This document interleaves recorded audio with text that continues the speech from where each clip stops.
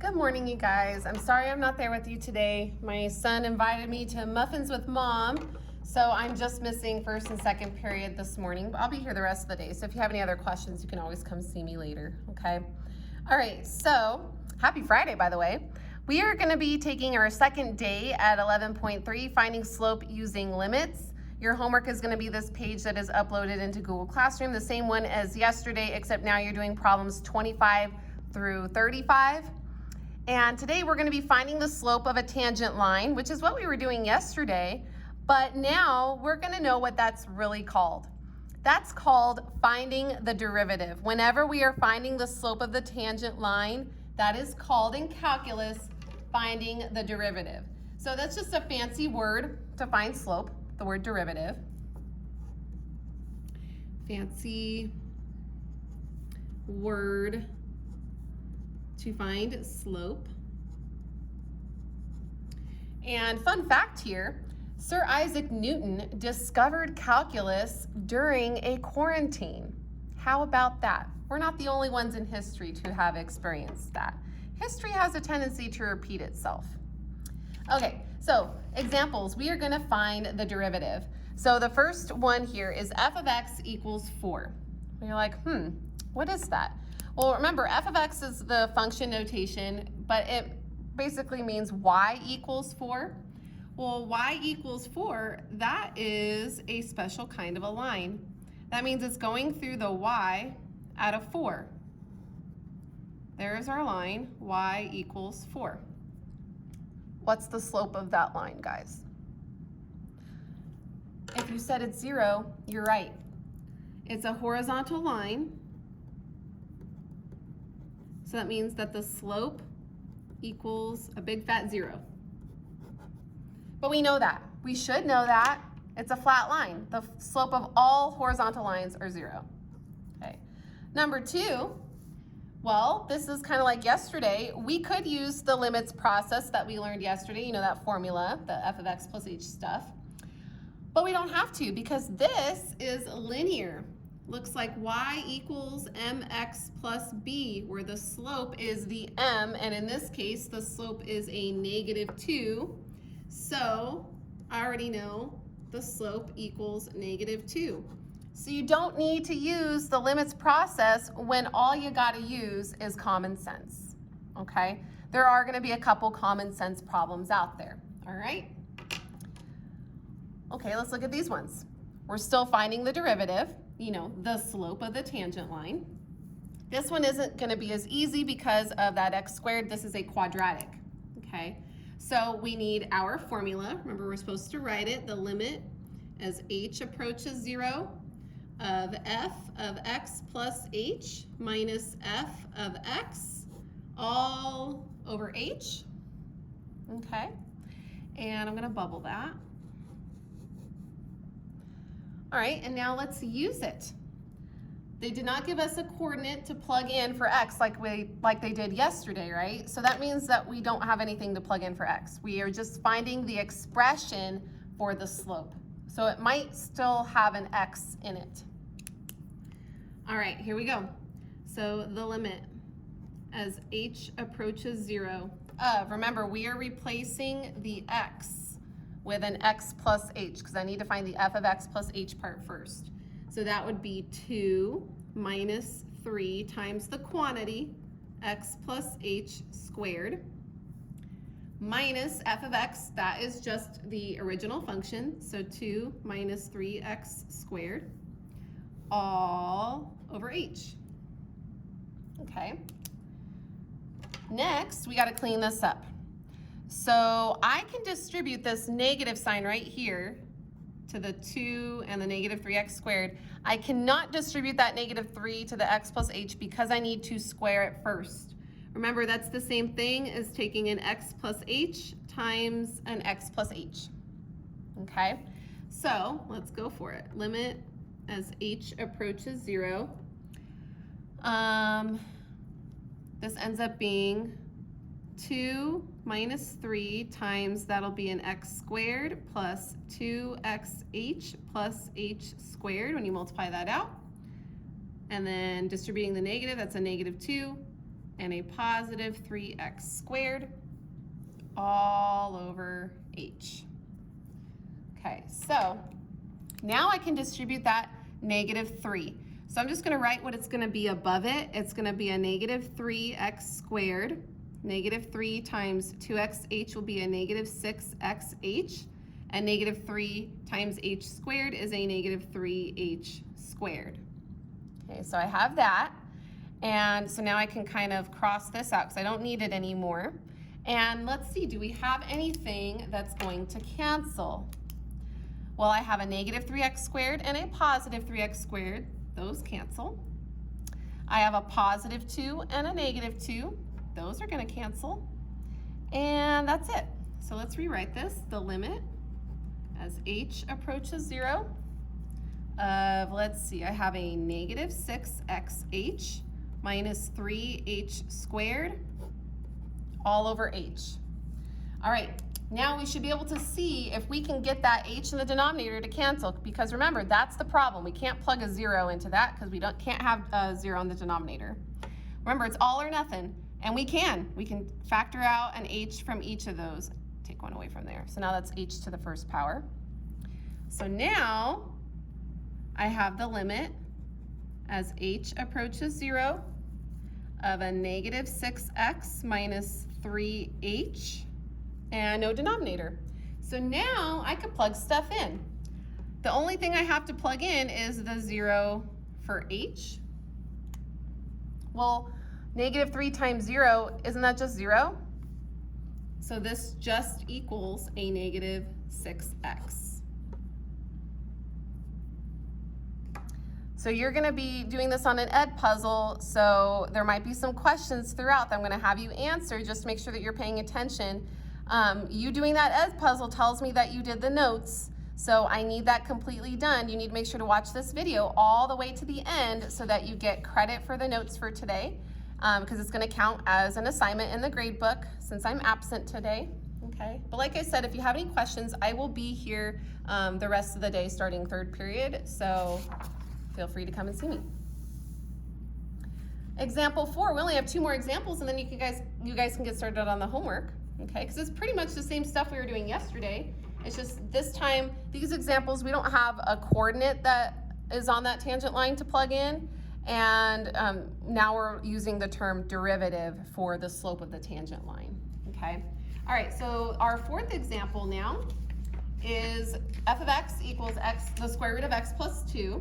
Remember, we need our limit formula, so the limit as h approaches 0 of f of x plus h minus f of x all over h.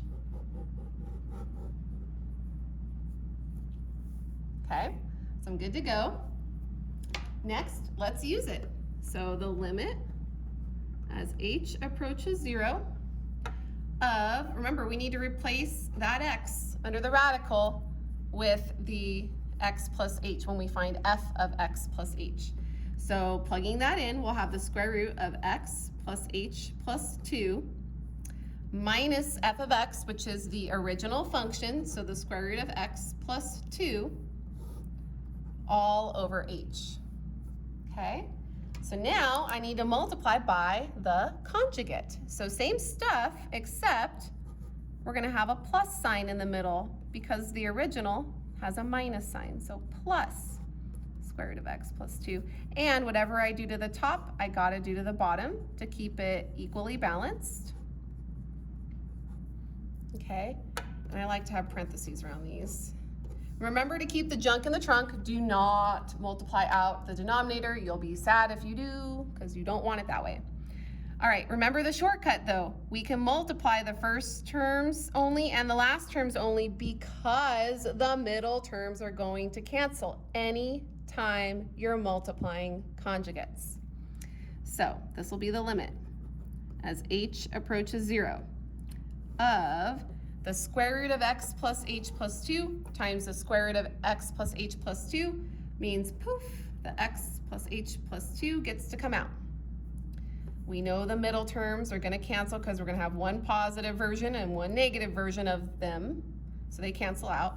And then negative square root of x plus 2 times square root of x plus 2 is going to be negative, poof, x plus 2. The stuff gets to come out, but we got to put parentheses around it because it's more than one term. And we're going to need to distribute that negative sign. Okay. Remember, this is all over h times the square root of x plus h plus 2 plus square root of x plus 2. Remember to keep the junk in the trunk. Don't multiply it out. You'll be sad if you do. Okay, so now let's see what's going to cancel. We're going to get a negative x and a negative 2. So x and negative x are going to cancel. 2 and negative 2 are going to cancel. So now all I have left is the limit as h approaches 0 of h all over the junk in the trunk, square root of x plus h plus 2 plus square root of x plus 2. Okay, and guess what? The problem, the h is a little problem here. It cancels, turns into a 1 in that numerator. So now we can plug in the 0 for h, which is only that h right there. So equals, we're going to have 1 over the square root of x plus 0 plus 2 is just going to be x plus 2 because the h was a 0 plus the square root of x plus 2. Well, I've got 2 of those in there, so I can add them up. It's going to be 1 over 2 square roots of x plus 2. And guess what? You know what? We don't need to rationalize that. We can leave our answer like this. We are in calculus now, pretty much. So we can leave our answer unrationalized. That's totally acceptable. Didn't want to rationalize that anyway. See, isn't that cool? We get to take some shortcuts. I love it. All right, and then example 5, f of x equals 1 over the square root of x minus 1. We need to find its derivative. Remember our formula. The limit as h approaches 0 of f of x plus h minus f of x all over h. Okay, and I'm going to bubble it. And here we go. So let's use it. So the limit as h approaches 0 of 1 over, remember we need to replace that x with an x plus h because we need to find f of x plus h. So that would just be the square root of x plus h minus 1. There's f of x plus h. Minus f of x. The original function is just 1 over the square root of x minus 1 all over h. Okay. So in this one, we are going to need to get a common denominator. So yeah, they're radicals. So yeah, we got to get a common denominator. We got to do that first because we have to subtract those fractions. Okay. So in order to do this, remember, we just have to multiply the denominators together. So this one, the one on the left, is missing a square root of x minus 1. So we have to multiply that top and bottom.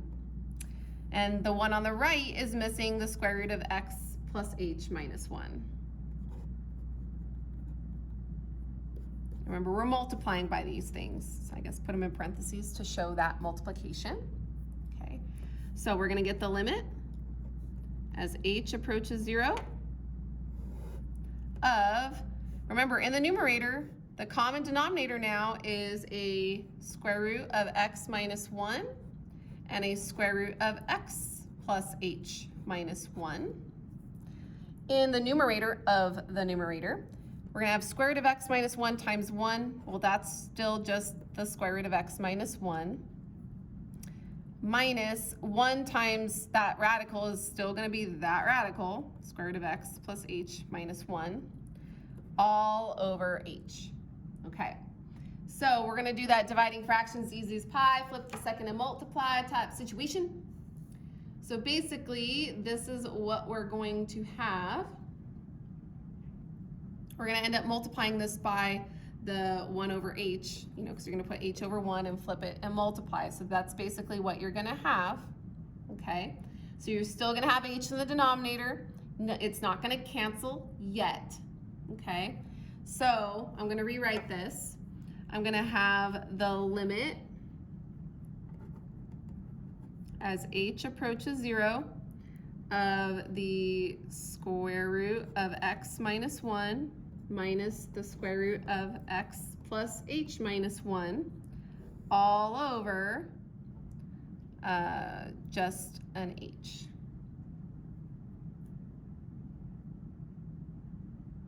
Oh, but it's going to be multiplying times this. So h times the square root of x minus 1, square root of x plus h minus 1. Put that parentheses in a weird spot. Okay, the reason is, remember, I moved this over here. So that's gone now. So now I'm just going to have 1 times that numerator and then h times that denominator. So that's why it's like this. Okay? All right. Now, we need to reverse rationalize because we've got radicals there. And we need that h, this one right here, we need it to cancel. So just like we've done from the beginning, we need to multiply by the conjugate. So the conjugate of that numerator is going to be the square root of x minus 1 plus the square root of x plus h minus 1. And whatever we do to the top, we also have to do to the bottom to keep it equally balanced. Okay. And we're going to multiply those. So we're going to get the limit as h approaches 0 of, remember, we're multiplying conjugates, so we can do the shortcut because we know the middle terms are going to what? That's right, they're going to cancel. So square root of x minus 1 times square root of x minus 1 is just x minus 1. I know the middle terms are going to cancel. So then negative square root of x plus h minus 1 times positive square root of x plus h minus 1 is going to be minus, and I got to put parentheses around it because it's more than one term, x plus h minus 1. All over, now I know this is ugly, it's ugly, h times square root of x minus 1 times square root of x plus h minus 1 times square root of x minus 1 plus square root of x plus h minus 1. Now, I know what you're thinking. You're like, oh, Mrs. Garcia. Oh, Mrs. Garcia. I know it looks bad, but it's okay. Remember, keep the junk in the trunk. Don't you dare multiply that out, guys. You will be so sad that you did. Okay, so remember, we got to distribute this negative now. So this will be a negative x, negative h, and a positive 1 now. So because of that, that means I have a positive x and a negative x that are going to cancel. And I have a negative 1 and a positive 1 that are going to cancel. So all I have left is a negative h there up top. So because I only have a negative h up top, I'm going to go ahead and take that a step further instead of rewriting it again. This h and that h are going to cancel, so all I have left is a negative 1 up top. Okay, now I could plug in h. I got to plug it in here, and I got to plug it in here. So I can write equals. I'm going to have a negative 1 up top over, I'm going to have, let's see, the square root of x minus 1 times, if that's a 0, then that's nothing, right? So that's just a square root of x minus 1. And that's a square root of x minus 1 plus, if that's a 0, then it's just nothing. So it's just the square root of x minus 1. Okay. So then I'm going to have a negative 1 up top. And a radical times itself means that that stuff gets to come out. So x minus 1 gets to come out of those two from multiplying those two. These ones, I have 2 of the same thing. So I basically have 2 square roots of x minus 1. Okay. And we got to keep going because I need to condense this down just a little bit further. So I'm going to switch colors here. And what I'm going to do is I'm going to bring this 2 out to the front. So I have negative 1 over 2 times, now this is an x minus 1 to the first power, right? This, if I just focus on, I'm just going to kind of section off that 2 by itself. That square root is the same as having a 1/2 power. So that means that I can rewrite that as just x minus 1 to the 1/2 power. That means the same thing as the square root of x minus 1. We did these a lot first semester. So since I have x minus 1 to the first power times x minus 1 to the 1/2 power, I get to add those exponents. That's 1/2, which as a mixed number is 3/2. 3/2 is the same as 1/2. So I could write that as x minus 1 to the 3/2 power. Okay. So that one gets a little complicated as far as how to write it, okay? But once you get here, you do need to simplify that. You don't have to worry about getting the radical out of the denominator, but you do need to combine these because they are the same factor. So when they're the same factor and they're being multiplied, you do get to add their exponents, but you can't do it when it's still a radical. You have to convert the radical to have an exponent. So remember, square root's the same as the 1/2 power. And then from there, you're done. Okay, so that's it, you guys. This one was a short lesson because it's just a piggyback off of yesterday. And so you guys can get started on your homework and try to get her done so that you don't have to worry about too much over the weekend. Enjoy your weekend. I will see you guys next week.